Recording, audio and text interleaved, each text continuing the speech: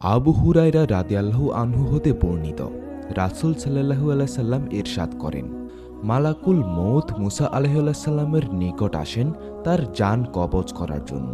তখন তিনি তাকে থাপ্পড় মারেন, ফলে তার চোখ নষ্ট হয়ে যায়।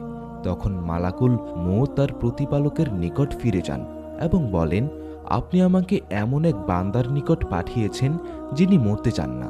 মালাকুল মউত মুসা আলাইহিস সালামের নিকট আগমন করলে তিনি তাকে থাপ্পড় মেরে চোখ নষ্ট করে দেন মর্মের ঘটনাটি সহিহ হাদিস দ্বারা প্রমাণিত। আল্লাহ তার চোখ ফিরিয়ে দেন এবং বলেন, তুমি পুনরায় যাও এবং তাকে বলো আপনি কতদিন বাঁচতে চান। অতঃপর তুমি একটি ষাঁড়ের দেহে হাত রেখে বলবে, এর মধ্যে যত লোম আছে ততদিন আপনার হায়াত বৃদ্ধি করা হবে। তিনি বললেন, অতঃপর কি হবে? তিনি বলেন, আপনি মৃত্যুবরণ করবেন। তখন মুসা বললেন, তাহলে এখনই হোক। হে আল্লাহ, তুমি আমাকে বায়াতুল মুকাদ্দাস থেকে একটি ঢিল ছোঁড়ার দূরত্বে নিয়ে যাও। রাসূল সাল্লাল্লাহু আলাইহি সাল্লাম বলেন, আল্লাহর কসম, যদি আমি সেখানে থাকতাম তাহলে আমি তোমাদেরকে রাস্তার ধারে সেই লাল ঢিবির স্থানটি দেখিয়ে দিতাম। উক্ত হাদিসের ব্যাখ্যায় ইবনু খুজায়মাহ রহমতুল্লাহ আলাইহি বলেন, অনেক বিদআতি ব্যক্তি এই হাদিসকে অস্বীকার করে।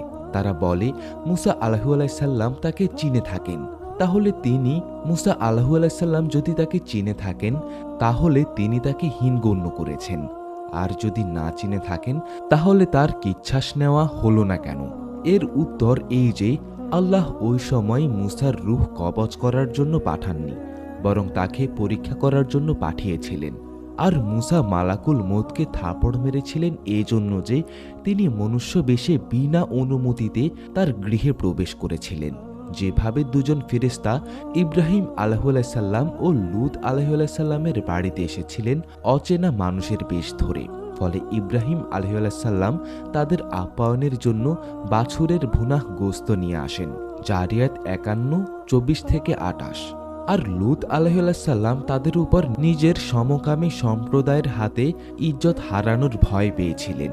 হুদ 11:80-81। আর বিদআতের দাবি অনুযায়ী একজন ফেরেশতা কিভাবে মানুষের কাছ থেকে কিচ্ছাস নিতে পারে? অন্য বিদ্বানগণ বলেন, মালাকুল মউত তাকে এখতিয়ার না দিয়ে জান কবজ করতে উদ্যত হওয়ায় মুসা আলাইহিস সাল্লাম তাকে থাপ্পড় মারেন। কেননা নবী রাসূলগণকে মৃত্যুর আগে এখতিয়ার দেওয়া হয়ে থাকে।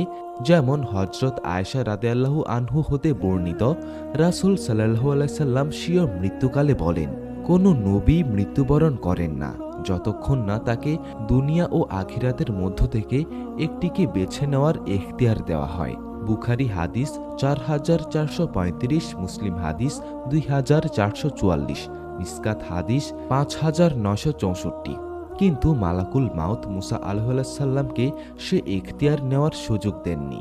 ইমাম কুরতুবী বলেন, মালাকুল মউত অচেনা মানুষের বেশ ধরে তার ঘরে প্রবেশ করেছিলেন, সে কারণে মুসা আলাইহিস সাল্লাম তাকে থাপড় মারেন।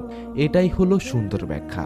সর্বোপরি ফেরেশতা অদৃশ্য সত্তা, তাকে থাপড় মারা কোনো মানুষের পক্ষে আদৌ সম্ভব নয় যদি না তিনি মনুষ্য বেশে আগমন করেন। সর্বোপরি বিষয়টি নিয়ে বিতর্কে লিপ্ত হওয়াও অপ্রয়োজনীয়, কেননা লৌকিক জ্ঞান দিয়ে কোনো অলৌকিক বিষয়কে ব্যাখ্যা করা মানুষের সাধ্যাতীত। আল্লাহ সর্বাধিক অবগত। আজকের ভিডিওটি এতটুকুই। এরকম ভিডিও আরও পেতে হলে অবশ্যই আমাদের চ্যানেলটি সাবস্ক্রাইব করুন এবং এই ভিডিওটি যদি ভালো লেগে থাকে তাহলে অবশ্যই ভিডিওটিতে একটি লাইক দিন এবং কমেন্ট বক্সে আপনার মতামত জানিয়ে দিন। আপনাদের এক একটি মতামত আমাদের অনেক অনুপ্রেরণা যোগায়। তাই আজকের মতো এখানেই বিদায় নিচ্ছি। দেখা হবে পরবর্তী ভিডিওতে। সেই পর্যন্ত আমাদের সঙ্গেই থাকুন। আল্লাহ হাফেজ।